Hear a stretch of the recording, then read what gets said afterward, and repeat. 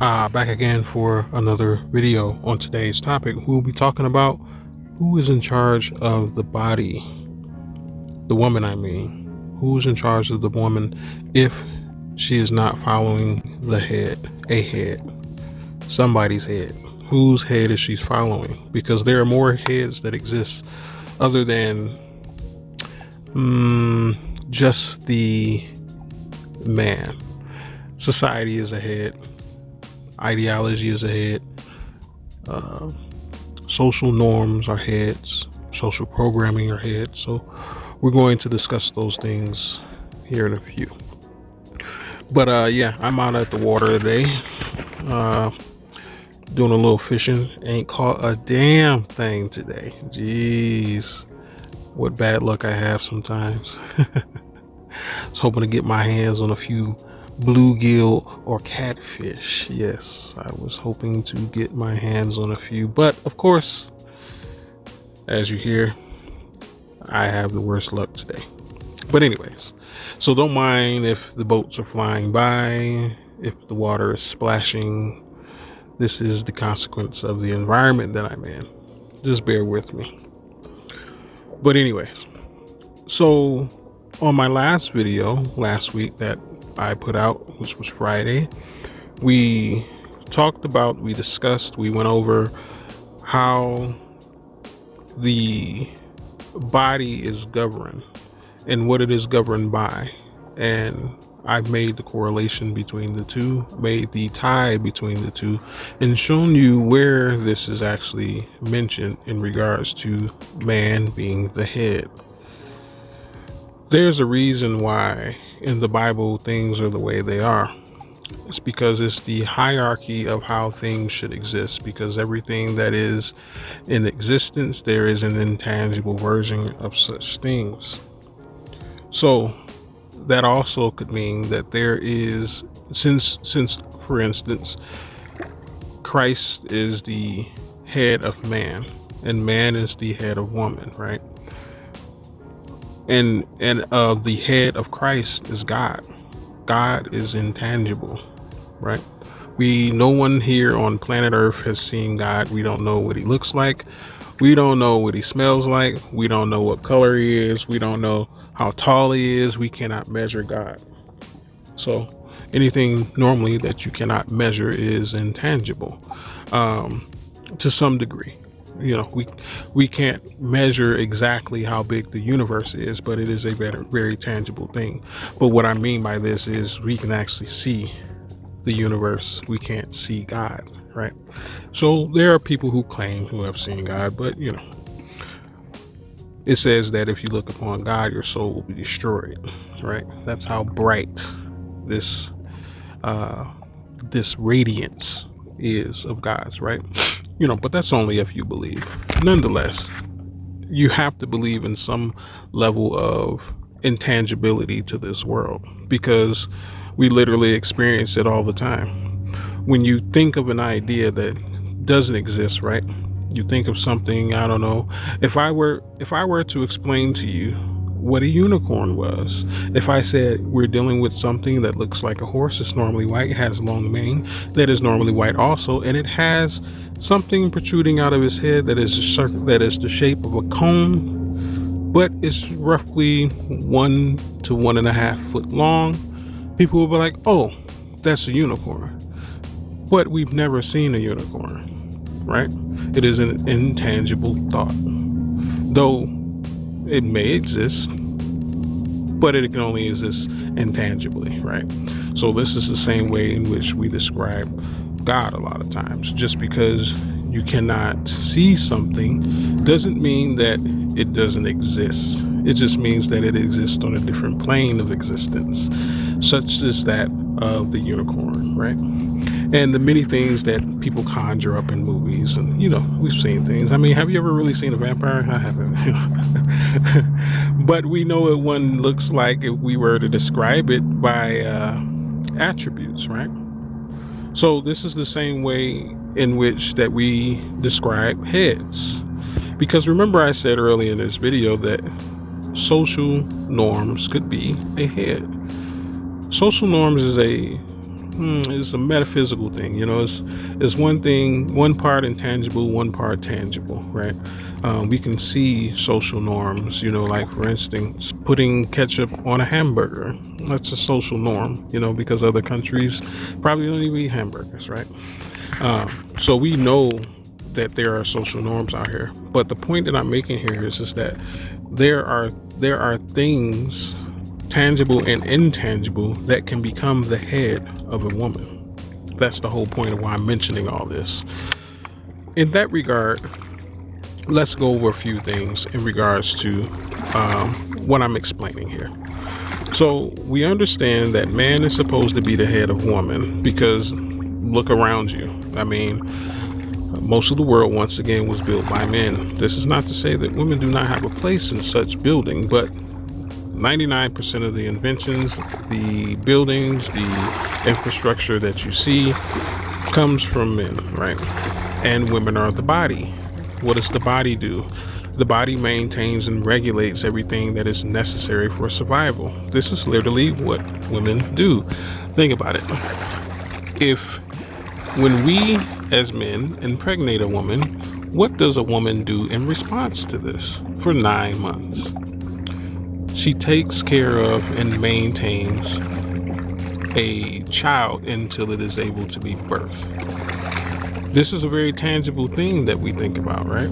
But it's no different than most things when you give a woman who is operating very functionally. She takes what you give her, and just like the guy said, she multiplies it. Women aren't supposed to multiply dysfunction, by the way, but that's another story. Like I said, I think I made a video on that. Anyways, back to the topic. In regards to what a woman is and how she exists very much as a body. She helps to regulate processes that are very necessary for survival. This includes childbirth and many other things, such as home economics, a lot of things. And people would be like, "Oh, that's so sexist," I guess you can say. Probably people, but let's really think about this. You have to understand what the body is. The body is something that can be compulated very simply. It can be explained very simply. It's something that supports the head. It's something that falls under the head. It's something that is moved and regulated by the head, right? The body has its own processes as well. For instance, like I said, the brain itself is part of the body. The mind is not. The mind is what governs the body. The brain is just the physical housing of the mind, right? At least that's what we believe anyways. But nonetheless, this means that the brain and the body, even though they have their own functions, like for instance, your brain isn't telling your neurons what to do. That's not what's happening. Even though it's using synapses processes in order to send and receive information, code and decode, and everything that the brain does, right, is governed by the mind. Nonetheless, the mind directs these things, and the body, which the brain is part of, is following orders. If I want to remember something, that's exactly what I'll do. I'll say, okay, what's 5 plus 5? 10. My brain had no idea what that was beforehand, but now since I've directed it to encode this in my memory, I know that 5 plus 5 is 10. So even the brain itself is being directed by the mind. Anyways, so when it comes to the body, like I said, there is a very simple way to explain this. And once again, this includes the brain. There is a very way to explain this. It's just a simple process. It's a simple, how can I put it? It's a simple machine that keeps us alive. It does the same thing day in and day out a lot of the time. Sometimes it does things differently. Some days you poop, some days you don't poop, some days you want crackers, some days you want to eat some fish. That's just the way it is, right? But nonetheless, we don't question the mind doesn't question a lot of times why it's hungry. It just feeds it because it is a response. It is a communication between the mind, the brain, and the body, right? The body is a very complex thing, but it's very simple in its existence of what it's supposed to do. It's supposed to take direction from the mind. It's supposed to support the mind. It's supposed to enact what the mind tells it to do, right? When once again we look at women, that's exactly how they exist. Women don't create for a reason, for the large part. It's because they are the body. The body is being directed in creation. This is the reason why women will go find a job first before actually trying to figure this out on their own, how to make some money. They aren't natural born hustlers. They're taught to be hustlers. They are shown that there's another side of making money by hustling. Women don't want to work hard, neither does the body. But guess what? Under a system, women will work hard, and women have worked hard. It's because they're following a different type of mind, right? It isn't the mind of man that a lot of these women are following. This is the reason why she can submit to a job and not submit to you, because that is a conflict of minds. Your mind is very different from your existence as the mind of the head. Is very different than the existence of the mind, the head, that is her job. She has tuned herself to be able to follow those type of things. This is no different than, let's say I want to practice breathing techniques. I have to formulate the discipline within my mind to do so, and then I instruct my body to do it. And then after a while, my body just does this naturally due to muscle memory, due to me doing this repetitively. Women have been groomed by society to be the followers of society. Society itself is a mind. It is the mind they follow. This is the reason why you, as the head, have a problem with conflict when it comes to a different head. This is often also why men prefer that women do not deal with another man, even though they themselves may have been dealing with a different woman. The reason why that is because we understand that bodies are meant to do work under the direction of a mind. And if that man is replaced by another mind, when he instructs that body to do something, it's probably not going to do it, even if it's necessary within its own survival. This is the reason why for instance, this is the reason why people can get away with jumping off of buildings and demising themselves. Is because they instruct the mind instructs the body to kamikaze. Simply put, that's exactly what happens, right? So that means that the mind can instruct the body to do something that is against the best interest of the body, even though there are other minds outside of that body who is telling it, like, look, don't do that, don't jump off the building. The mind that is in control of this body is controlling